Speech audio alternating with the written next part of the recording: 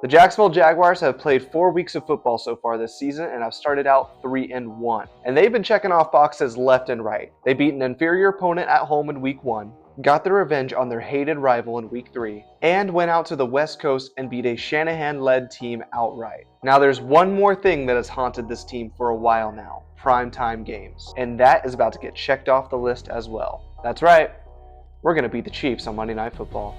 Let's break it down.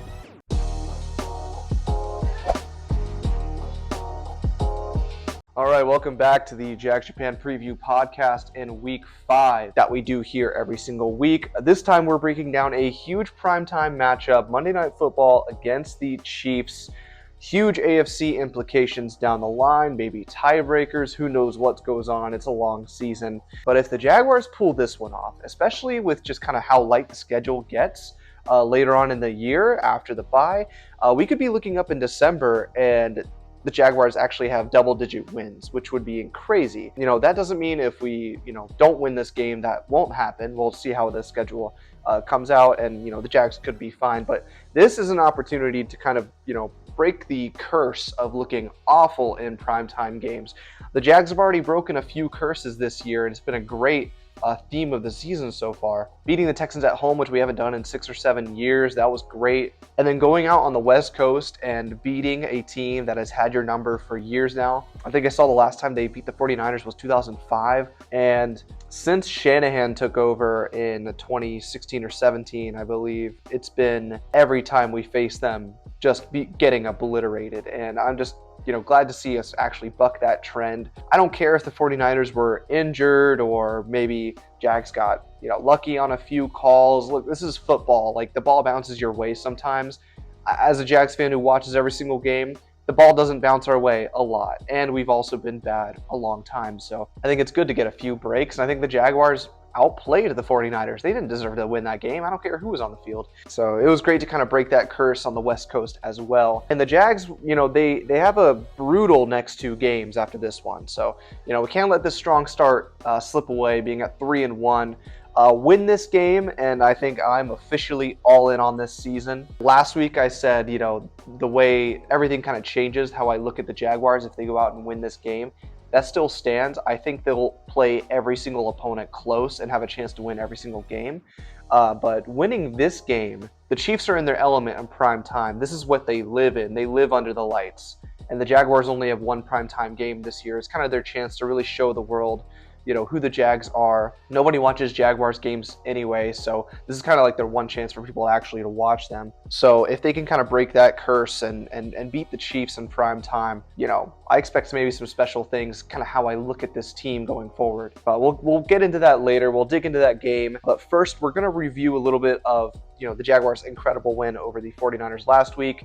We'll then go around the AFC South, check the standings, see where the Jags are, see what other teams in the division, how they're doing. I also want to go over a little bit of some storylines on my mind around the Jags and some things going on there. But first, let's dig into that Week 4 win over the 49ers. As always, I'm going to start with the positives first, because there's a lot of really great positives. And then we'll get into some things the Jaguars still need to work on and some things that are kind of scary. But positive number 1, obviously, is the defense. This defense just continues to amaze me every single week. Like, I thought there was no way that this defense is going to get 3 turnovers again for the 4th week in a row.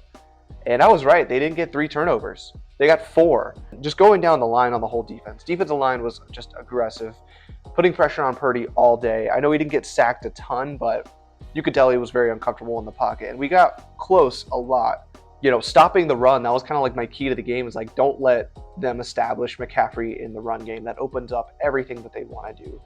I think the Jaguars were great at that. And even though McCaffrey still led the team in receiving with like almost 100 yards receiving, a lot of that was kind of those Shanahan specials. I think they even got a hook and ladder early on in the game. That just kind of shows how kind of desperate the 49ers were to get something rolling, pulling out trick plays. I want to highlight Josh Hines-Allen. He was my defensive player of the game. And I think he just put Trent Williams in a blender all day, which is hard to do. I mean, that's a future Hall of Famer. I know he didn't get a sack in the game, but his ability to still get pressure off that side, even when Trayvon went out, which I'll get to later. But, when Trayvon did go out, there definitely was a big difference in the 49ers pass protection. But still, Josh Hines-Allen was the one being able to get pressure off the edge on Trent Williams. And I even saw him going on the other side and getting pressure as well. So great game for him. I'm hoping he can get more on the stat sheet, more this year, because he's just playing really well this year. And we really need him to down the stretch too. Eric Armstead, sealing the game with that strip sack, making a play when it mattered, especially against his old team. That's always cool to see. But, I really love this kind of Eric Armstead redemption arc here in Jacksonville. I know last year he was kind of maligned with the fans with the whole Aziz Al-Shair thing and all that. And obviously he wasn't playing well last year because our defensive coordinator decided to play him out of position for some reason. But I really love kind of his resurgence. He's gotten, I think, 2 or 3 sacks so far this year. So that's really great to get some pressure up the middle. Mason Smith flashed a little bit. He was the one that was able to tip that ball for that one Devin Lloyd interception. And speaking of Devin Lloyd, I want to also highlight these linebackers because, Foyer's flying around. Devin Lloyd's having a Pro Bowl year so far on his contract year. So good to see that. It's very rare for any linebacker to get called out more than Fred Warner. And Devin Lloyd, I think, outplayed Fred Warner in that game, which is incredible because Fred Warner is maybe one of the best players in the NFL. So good for Devin Lloyd. He's just flying around, always in the right spot. And that's something you never saw the past few years. It was always like Devin Lloyd had, his head was like on a swivel. He didn't know where he was. I don't know if it's the way they're coaching him or what's going on, or he just, just improved as a now going into his 4th year. He's definitely making it so the Jags will probably have to pay him after this year. And I'm psyched for it because I think they should. I think he's playing really good. I hope it keeps up. Also, just the free agents every week. It's just proving James Gladstone's moves on getting these guys. Dennis Gardeck, that peanut punch to kind of start out the game. I think it was 7-3, and they just got a first down. Getting that fumble, really set the tone for more turnovers to come. Jordan Lewis proves his physicality every single week when I see him flying around at the ball as well. And I think this just might really be the identity of the Jaguars this season. We just need the offense just to improve just a little more, just get that passing game a little bit better. To take advantage of more of these opportunities, and I think this team could really be special. And so far, this defense has been amazing. Moving on to special teams, after the last few weeks, the field position battle has been getting better. There were still a few gaffes with, LaQuint Allen on that first kickoff return, catching the ball instead of going out of bounds. That was obviously not a great play, and I think it cost us like 30 yards of field position. And then obviously Cam Little missing another kick. I'll get to that. But besides that, I did notice that the Jaguars, both on coverage, getting teams to get behind the 30, 35 yard line, and then also receiving kicks, we were able to get a lot better field position. And then obviously the 2 huge special teams play of the day. Obviously the play of the day in general, Parker Washington's punt return, incredible play, great for him. He's been really a good spark plug, and I wonder if he can be almost like Agnew was in 2022, where things aren't rolling, the Jaguars don't have any momentum, and then he gets a big return or he makes a big play to really set the Jaguars up for their offense to score. And then also Bashal Tutin, he's going to be our new kick returner for sure. That kick returner at the end of the half really saved our momentum. Both plays. The 49ers looked like they were just about to get the momentum back. Bashal Tutin got us past the 50 to set up for an easy field goal to kind of keep the momentum in our favor after the first half. And then obviously the Parker Washington punt return that really kind of, it sealed the deal for the game. Obviously more things would happen and it wouldn't, but that play was huge for us. And I also want to highlight some things on offense as well. I noticed early on in the game, got Trevor into a great rhythm, and that offensive line just continues to surprise me every week. Great pass protection and run blocking.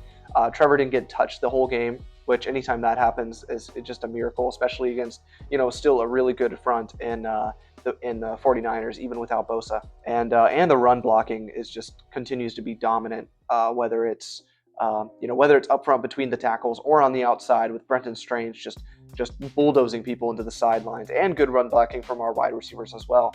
ETN continuing to have maybe his best year of his career so far.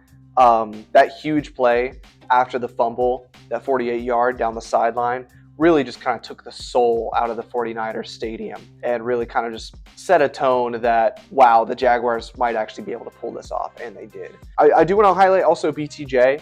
I think obviously it still wasn't the best day. He had one big 3rd down catch. He, didn't get his feet down. Got to get those feet down, but he still looked a little bit more like himself. I think it was more just the look. He looked more confident. I liked that they were getting him like quick out routes, easy completions for him, and just to get his confidence up. And I think that really showed. And they'll have more of a plan for him going forward and getting him back on track, back to his rookie year self. And then drive of the day, I think it was the second or third, maybe the third drive. Jaguars are backed up on their own 9-yard line, and they drive 89 yards for a touchdown. Trevor, 8 for 8 on the drive, and with 2 really clutch third and longs, with the third and 15, Travis Hunter over the middle, which that's his catch of the career so far. Awesome to see that. And then Jaguars get backed up on a delay of game, of course, and then it's 3rd and 6, and he hits Brenton Strange over the middle to move the chains, and they end up capitalizing and getting a touchdown on that drive. Great drive, great to see. Trevor really looked comfortable early. Obviously, it didn't end up going that way the whole game, and hopefully they can kind of step their game up a little bit more in the second and third and fourth quarters, but that was a really good drive. I think the whole team effort and energy. It's a good feeling when you can't really single a single person out that won them the game. Like when it's hard to give, who's my offensive player of the game? Who's my defensive player of the game? When you have to mull it over and you have 4 or 5 options on who it could be, that's a great thing. The offense executed early, defense stood strong, forced takeaways when we needed them. The special teams found a way to capture momentum and put us in more advantageous positions for the offense. A team win is just exactly what the Jaguars need, and it's really rare for the Jaguars to have that. I love Liam Coen's energy and the positivity he brings to this team, and it really shows up, and it really shows how much coaching matters, because this roster really isn't that different than last year. Yeah, there's some key free agent additions, but it's not like we spent $100 million on defense or on the offensive line, or we had 3 first-round picks in the draft. A lot of this roster is kind of the same players we had last year. It's just our coaches are getting more out of them, putting them in better spots, and new players, free agents that are stepping up in positions and making big plays, but then also players that we saw last year that had regressed seasons, such as ETN, such as Tyson Campbell, such as Devin Lloyd, that are just elevating their game, being put in the right spots and being better than the last few years. Complementary football, making plays when it matters. Offense spurts out a little bit, okay, defense gets the ball back. Defense gives up a touchdown, all right, offense drives down the field, gets us back in the game. Something that didn't happen at all last year, and it was really cool to see through these first 4 weeks. And another thing is that I think through the first 4 weeks, the Jaguars were the most physical and better team in each game. That starts with coaching and the mindset, and it's bled through the captains of this team, and then through every single position and players just making plays. And I think that's really cool to see. Obviously, this week is going to be a big test as well. You could make an argument that the Jaguars could be the physical and better team on the field in this game as well, but obviously we'll have to see if that happens. Moving on to the negatives, obviously there were a lot of negatives in this game, I think, and just the biggest one, the most glaring one for me, is that the Jaguars won the turnover battle 4-0. They had a punt return for a touchdown. Now, if I would have told you that, any game, no matter who it is, you say, the other team wins the turnover battle by 4 and gets a punt return as a touchdown, your immediately thought was, okay, you just beat that team by 30. You just beat that team by 20. But the Jaguars only won the game by 5, sweating it out to the very last first down. And if they don't get that first down, then the 49ers still have a shot with 1.5 minutes left to win the game. And that is just weird and really just shouldn't happen. I think what it comes down to, the more I think about the game, is obviously on the offensive side of the ball, because I have no negatives about this defense, honestly. How can you have any negatives on the defense? So special teams had their moments. Cam Little can't miss that kick. I don't care I know it's windy, but if it's less than a 50-yard kick, you got to make it in this league at least. Looking at the offense, I think it comes down to penalties, putting us in bad positions, always behind the sticks. I think they were 12 for 90 again this week. Some huge false starts, delay of games, no illegal shifts, thank God, but holding penalties, always putting us back. And then I love the running game a lot, and I think it's working well, but it's clear that the passing game is the weak link of this team so far. And does that reflect totally on the quarterback? I don't think so. I think he's definitely at blame for some things, but I think it's pretty obvious that Liam Coen's system is very complicated. There's definitely a learning curve when it comes to it, and I think a lot of these players, may not have a full grasp on it yet. I think Trevor has good command, and you can see, and Liam Coen's even said that Trevor's making great calls at the line of scrimmage. He's getting us in and out of plays, setting the protection, getting people set up on routes and everything. I think he's doing so much. Maybe he is almost thinking too much, and then that, maybe his mechanics aren't all there, and maybe he sails a few passes or is a little inaccurate because he's thinking so much about what the defense and getting the right checks and setting the protection. And then he's got wide receivers that also, I think, aren't fully grasping the system, maybe getting into wrong spots, and he's got to tell them to come over here. He's got to tell the running back to get on this side. It seems like he's doing so much on the line of scrimmage. He's canning a play with 5 seconds to go, and then we're getting a delay of game or something. And a big thing stood out to me on the 2-point conversion. Trevor was probably the most mad I think I've seen him in a long time. And apparently what happened there is that one of the wide receivers, I can't remember which one, but one of the wide receivers went in motion, and it was the wrong motion. So basically, before the play started, the play was dead, because how can Trevor trust and know where the receivers are going if the receivers don't even know the play that they're calling? And even before the ball was snapped, Trevor was already pissed, and then the play was dead. I threw it away, and then he was, screaming on the sideline and stuff like that. I think it's still going to take a little bit for this Coen system to kind of be looking good in the passing game, getting Trevor to get on the same page with his receivers. I think it's going to take some time for it to get going, but it's definitely a glaring weakness on this team the Jaguars need to get better at. And the offense in general, it looks good, but it still just doesn't deliver exactly when we need it most.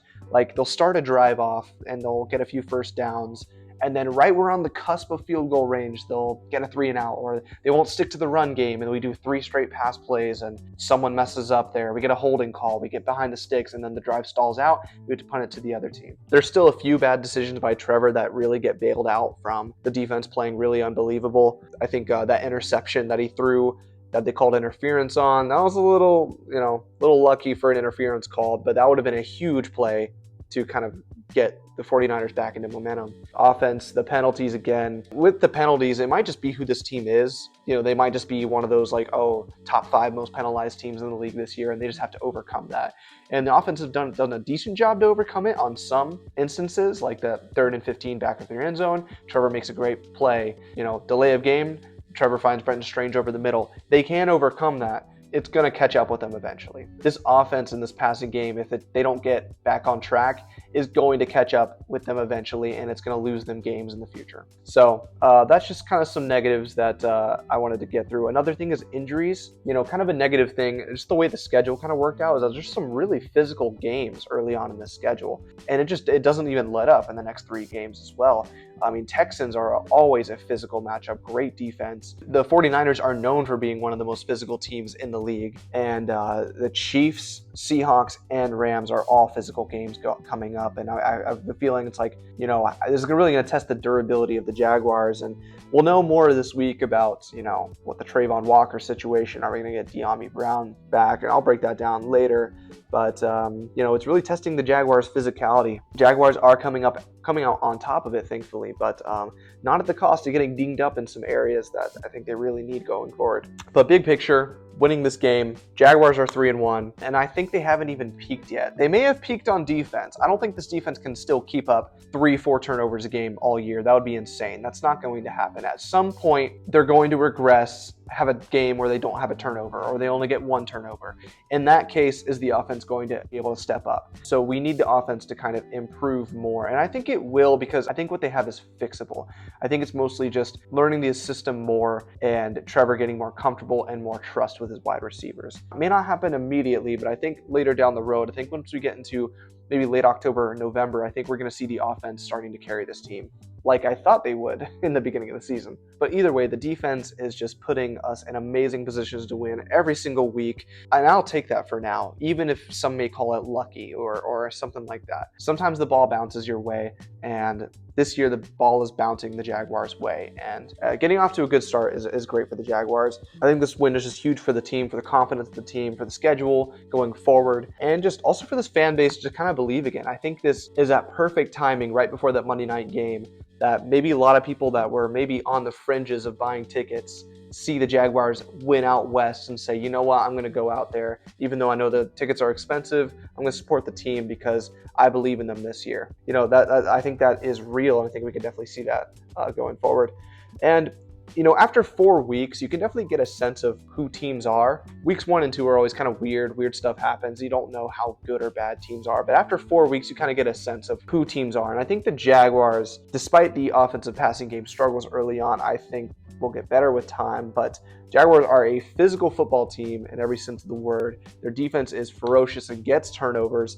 They run the ball like hell, and they grind out tough wins. And that's a great identity to have in a loaded AFC where sometimes you need the ball to bounce your way to get in the playoffs. Sometimes you need a tough physical game where you want it more and you make the play to win the game. If the Jaguars can become something like that, I'm all on board. And you can't ask much more for that.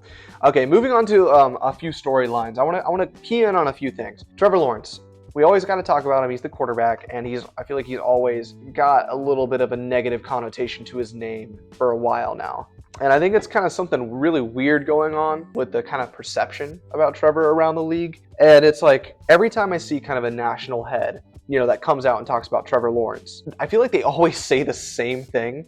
It's like they always say something like, I don't think anyone's talking about this with the Jaguars, but with the amount of money that Trevor Lawrence is playing, and he is the weak link of the Jaguars. Nobody talks about Trevor Lawrence is making so much money, but is really not that good. Trevor Lawrence had so much hype coming out of Clemson as he's the next generational QB, but he hasn't delivered on any of that. He hasn't done anything in the NFL. The Jaguars have a Trevor Lawrence problem, and the Jaguars are winning despite him, and no one is talking about that. Like the national media, they act like it's this big secret and that everyone praises Trevor, and that they come out with their hot take, or they come out with their viral video that says, you know what, actually Trevor Lawrence hasn't lived up to the hype. He's not that good. He might actually be bad. He's a bust. But in reality, I literally, come to think of it, I literally can't remember a single national media head saying a good thing about Trevor Lawrence since like 2022. I think it's kind of been like the cool thing to kind of crap all over Trevor, just kind of to go viral or, think you have some new hot take when people have been kind of saying this for like 3 years now. I'm just kind of tired of it. Like, yeah, we know you guys hate Jacksonville. No one watches the Jaguars games or actually watches him play. They see the box score. They see maybe some of his bad highlights and they say he sucks. And they see the Jaguars winning at 3-1 and they say Jaguars have a Trevor Lawrence problem. And is Trevor Lawrence playing great? No, I don't think he's playing great at all. And the 49ers game, he didn't play great in that game either. And I think us as Jags fans or, the national media, whoever, I think we need to get it out of our mind of this like Trevor Lawrence generational QB savior. Like, he probably isn't going to be maybe that top 5 elite quarterback like we all thought coming out, at least not for now. He's not Josh Allen. He's not Lamar Jackson. He's not Patrick Mahomes. He's still 25 years old. He's still young. He has a lot of growth to come into. He still could one day be in that conversation, but I don't think anytime soon. But I don't think we need him to be that. I don't think to have a good quarterback in this league, that doesn't mean you have to be top 5. Having Jared Goff wins you games. If the Jaguars had Jared Goff, the Jaguars would be 4-0 right now. Like I don't care about Trevor Lawrence being Joe Burrow or Patrick Mahomes. I just want him to be top 12, win you the game when it matters, make a few big throws, be the franchise quarterback. That's all I'm asking him to do. And I think in a lot of ways he is that, and I know he can be that in the future. And probably this year as he gets more acquainted with the system and his new wide receivers. And yes, he's making a lot of money and he probably hasn't earned it. But what was the alternative for the Jacksonville Jaguars? Let Trevor Lawrence walk and go to a different team and end up becoming a superstar like Baker with the Bucks, like Stafford with the Rams, like Daniel Jones right now is with the Colts. And then the Jaguars end up in QB purgatory for the next 20 years. Because franchise quarterbacks don't just grow on trees. And we don't have the luck of the Packers to get a Hall of Fame quarterback every 10 years. Like the Jaguars paid Trevor because they had to. $55 million a year was the going rate for any franchise quarterback at that time.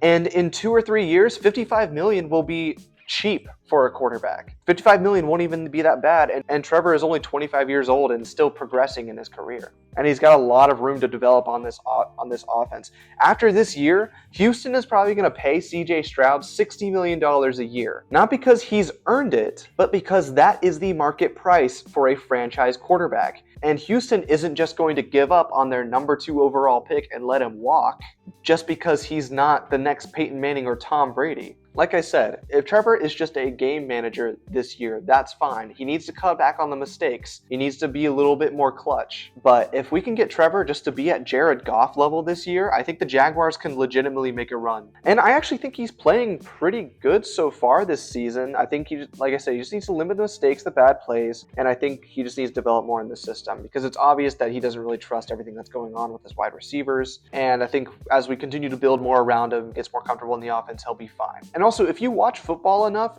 you will know that every quarterback misses throws. I think we as Jags fans, or even the national media, kind of puts him under the microscope a little too much because we kind of thought he was like this perfect prospect coming out. So every time he misses a throw, maybe he should hit or looks routine, we say, oh, he sucks. But like, I watch football, I see Patrick Mahomes, I see Justin Herbert, I see Jordan Love miss wide open throws sometimes. And I feel like nobody kills them like we do with Trevor. And everyone kind of sees them as great. But just because Trevor hasn't, won a Super Bowl yet for the Jacksonville Jaguars, he sucks, So I think we just all need to calm down on Trevor Lawrence, and that's my rant for him. I think he's going to be fine this year. He just needs to step up his game a little bit. And then we got Travis Hunter. Huge narratives about him. I feel like every week another national media head is coming out saying that the Jaguars don't know how to use Travis Hunter.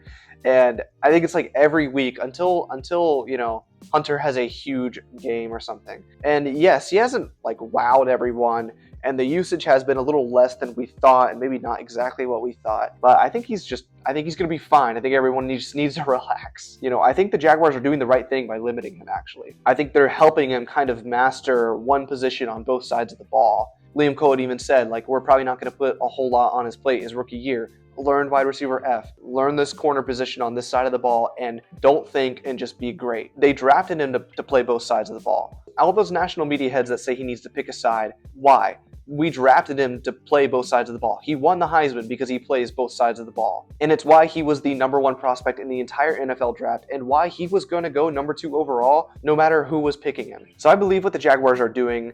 I believe in building him up early and kind of letting him get used to the NFL game. And so what if he doesn't win Rookie of the Year on both sides of the ball? I think it doesn't matter if he ends up becoming an All-Pro in 2 years at one or both positions because the Jaguars built him up early and didn't put too much on his plate early on and destroy his confidence. So I think we just have to relax and be patient. All right, all those rants are done. Let's move on to going around the AFC South. Quick rundown of Week 4 results. Colts played a pretty tough game on the road against the Rams, hung in there pretty admirably.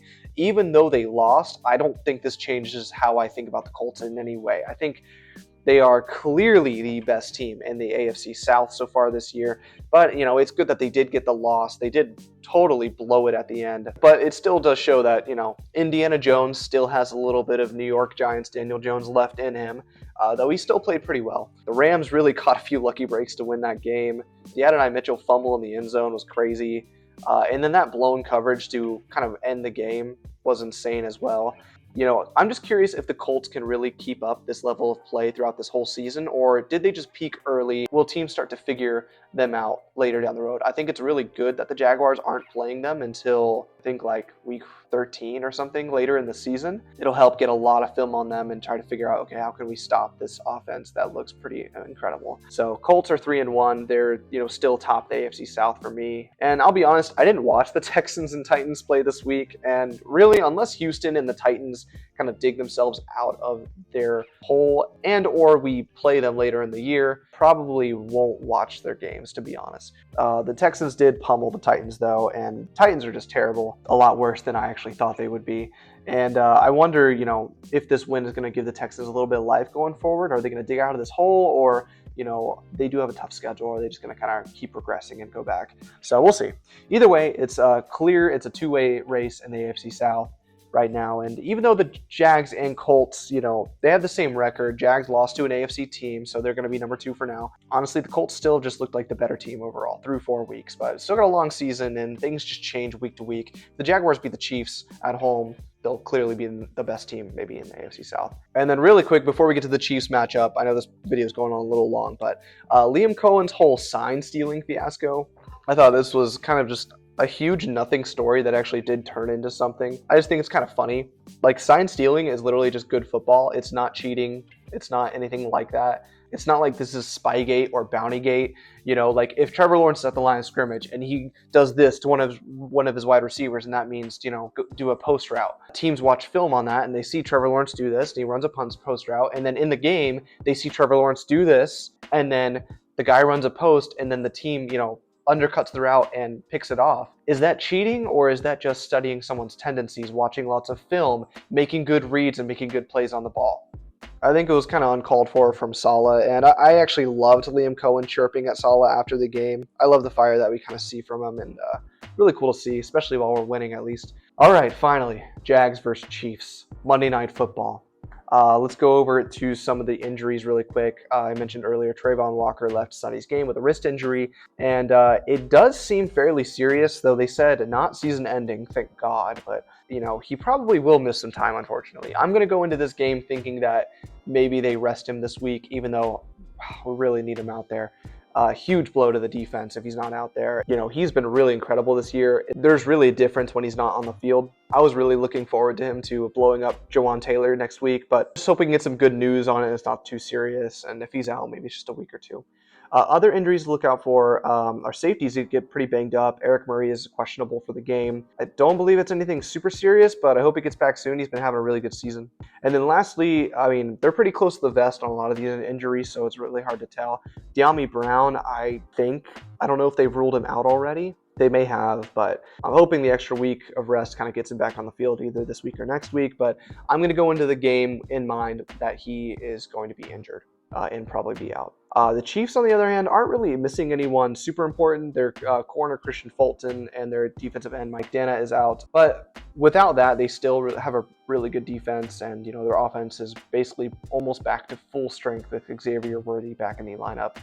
They will not have Rashee Rice because he is still suspended. All right, let's get to this. Jags offense versus Chiefs defense. I think it's going to be a huge test. Always physical and fast Chiefs defense, and led by one of the best defense coordinators of the past decade or 2 decades in Steve Spagnuolo. The offensive line for the Jags has been incredible and surprises me every single week. But I think they're going to have a big challenge up in the interior with Chris Jones, who, though is aging, is still really, really good. Now the edge rushers don't exactly scare me a lot, besides Karlaftis, but I think our tackles should have a pretty good day at keeping Trevor upright in the pocket. The only thing I worry about is this Steve Spagnuolo defense and the way that he disguises these blitz with these really good linebackers, Bolton, Chanel, Tranquil, one of the best linebacker rooms in the NFL for the past 5 years. Our young running backs are going to have to be on point with these blitz pickups to give Trevor more time, because they're going to be coming. And looking at the secondary, though not really the best in the NFL, they're still really good in the passing game. Obviously, Trent McDuffie is a lockdown man-to-man corner. I will expect that he'll probably follow BTJ around, and I do kind of expect maybe another quiet day from BTJ. I just don't think this is the defense that he's going to have a big day on. But we'll see. Maybe he can overcome that. I do think the other parts of the secondary can be picked on a little bit. But Spagnuolo is just a great master of disguising coverages, dropping people out, rotating safeties around. I just don't expect a big day from the passing game, to be honest. Given how clunky our passing game has been so far already, I could expect to see possibly the same thing this week. But keys for this offense against the Chiefs defense. Like I said, I don't expect for a huge day from Trevor, but the run game is where Liam Coen and this offense can really exploit the Chiefs, as I think they rank bottom 5 in the league in run defense, and the Jaguars have one of the best rushing attacks in the NFL. So in order for the Jags to win this game, you need to see a lot of ETN, a lot of Tootin, some long sustaining drives, 0 turnovers again. Trevor did great last week on limiting that, and I think you need to do that again. And when the shot presents itself, we need to take it, because we might not get many of them in the passing game. Moving on to the defense, obviously this is the Patrick Mahomes show. It starts with containing him in the pocket and getting pressure on him in this passing game. So far throughout the season, the Chiefs have gotten nothing out of the rushing attack. Mahomes is even their leading rusher. So the Jags, if they can get pressure on him with 4, don't blitz him. Please don't blitz him. Just don't let him escape and kill the Jags with the classic 30-yard scamper down the middle of the field or on the sideline, and then we get hit with a late penalty on him and he gets another 15 yards and then the whole game changes. We need to keep that to a minimum. And also the Chiefs wide receivers. When you look at them individually, none of them particularly scare you. They don't have a number 1 wide receiver. They don't have Puka Nacua or a Nico Collins where you say, oh, we need to stop him. But what they do have is depth and strength in numbers. The combination of Hollywood Brown, Xavier Worthy, Tyquan Thornton, Juju, and of course, Travis Kelce, who is aging but is still Travis Kelce, is something that doesn't scare you when you look at them individually. When you have Mahomes at quarterback, who is great at reading the field and distributing the ball equally, you never know who's going to get the ball or, who's going to beat you next. And that win against the Ravens was really impressive. And that was something I noticed when watching them. It was like Mahomes is good enough not to key in on specific wide receivers on plays. And just when you think you're containing Xavier Worthy and Tyquan Thornton from beating you deep on the defense, they hit you with Kelce or Juju across the middle or Hollywood Brown on a short crossing route. And they get those chunk yardages that way. But then, okay, you adjust and you attack the underneath and make sure they're not getting those dink and duck yards, and then boom, there goes Xavier Worthy down the sideline or Tyquan Thornton down the middle of the field for a big play. Really hard to stop, and I think the Jaguars defense is going to have to be really disciplined. Stick in their zones, stay on their man, and don't let a bust in coverage beat you, because that is exactly what the Chiefs are waiting for. They want to throw the ball downfield really badly this season, and a lot of teams aren't letting them do that, but that can allow you to get kind of eaten up with those short passes, and then once you creep down to stop the short passes, that's exactly what they want to beat you down the field with Thornton or Worthy. So don't give Patrick Mahomes that kind of momentum, because that's going to end up spiraling for our defense. Key to the game for the defensive side is to contain Mahomes for me. Do not let him get out of the pocket and, like I said, make a big play with his legs. It seems like almost every game this year, almost any of their offensive spark has come from a Mahomes, big run to kind of set their team up for a better field position or field goal or a touchdown later in the game. Like I said, I want them keep everything underneath. Let them have the 5 yards, the 8 yards, dink and dunk. Let them have that. Bend, don't break. Do not try to blitz or be too aggressive and then let them hit you with Xavier Worthy over the top. Get Mahomes to be impatient. Get him on the ground with some sacks. And when he does get impatient and force the ball into coverage, pick it off. And I'll get to that later. X factors for the game on offense. I think in order to win this game, I think Travis Etienne needs to have another huge game running the ball again. And he's my X factor for today. Not only running the ball in between the tackles or on the outside, but also the screen game. I'm a little bit disappointed in how the Jags have used the screen game so far. I thought it would be a lot better. I don't know if that's on Trevor or if that's on just the design or if the offensive linemen aren't blocking it correctly. We need to get him out in some space on some screens, because he's had the most burst I've seen him have in years. And then also another underrated element of this game is blitz pickup and running back blocking. I think it's going to be crucial if the Jaguars decide to pass on first or second down or on third and longs and obvious passing situations and ETNs in the game. We're going to need him to be on his point on picking up those blitzing linebackers, giving Trevor that extra half second or second to read the field and make the correct throw downfield. And then on defense, he's been having a great year so far, but my X factor is Devin Lloyd. He's been amazing this season, and I think he just needs to keep that momentum up for this game. I think the Chiefs also love to run a lot of screens, picking that up and making plays, pursuit on the ball, being disciplined and staying in your lane on that way. Covering Travis Kelce and down the middle, we're going to need him to be on his game on that as well. And then, like I said, stopping Mahomes from scrambling.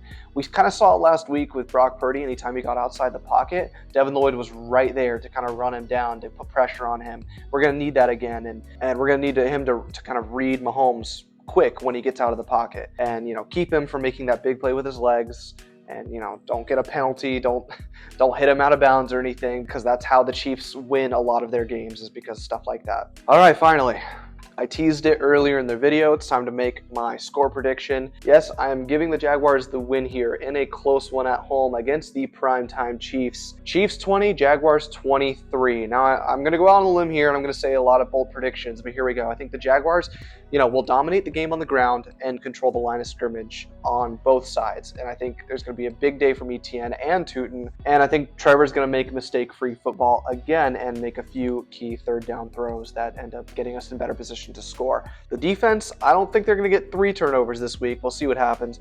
But I think they will bend, not break, and will just continue to fight. Even if they give up a TD early on, they'll still fight and maybe get a turnover later. And I think Cam Little will redeem himself for the 2 misses in the last 2 weeks. I'm going to have him end up kicking the game-winning field goal as time expires to send the Jaguars to 4-1. And my boldest prediction of all this week, this is prime time. And what better way to have Travis Hunter have his coming out party than in this game? I predict that if anything in this game, maybe he doesn't have like the biggest game stats-wise, but I think he finally has his big highlight game-changing play. Either a big catch for a touchdown late in the game on offense, or maybe a really big interception, possibly a pick 6 on Mahomes would be incredible. And that's my bold prediction for this game, that he does that. Mr. Primetime, Travis Hunter, gets a little prime time out of him and makes a huge play. And, winning this game would really set a new standard for this team this year. No longer do I see this as just, a wait-and-see year or a rebuild year. I think it's like, if we win this game, I think the time is now. Strike while the iron's hot, and we could be looking at an 11-12 win team down the road. 3 years ago in 2022, we made that run, and I thought, oh, this is just the start. Next year, we're going to make a run for Super Bowl, and years after that, and then everything fell apart. When you have a special year, when you have a special team, like I said, you got to strike when the iron's hot, because you never know when you're going to be there again. The Jaguars win this game, I might be in that crowd, and I might be on this team full on this year. Obviously, time's going to tell, and, losing this game wouldn't mean the Jaguars, won't have those aspirations for this year. Depending on how they look, it could mean the Jags just maybe really aren't on that level yet, not ready for the big time, not ready for the big lights. We'll see, though. Honestly, watching this team, though, has kind of changed my mind. Originally, I had this as a loss before the year and even up till last week. It kind of says a lot to me that how I think this team plays and how I think they can really make any game close, and that they even have a chance to win this game, I think is huge. I think the Jags are in a great position to potentially be 5-2 or 4-3 at the bye week, which, if we would have said that before the season, the Jaguars would be 4-3 or 5-2, or even 3-4 at the bye week, I think we would all have been ecstatic and all on board. But either way, I think it should be a really fun one. And really hope Duval comes out, packs the stadium. I am expecting there to be a lot of Chiefs fans naturally, but I think we'll put up a good fight. And I'm excited about this game, and I'm excited for another Jaguars win. And I'm excited for the rest of the season for the Jaguars. But hey, let me know what you think is going to happen in the comments below. Stay tuned for more Jags Japan content coming down the line, and my post-game show after every single game. So go Jags, and I'll see you later.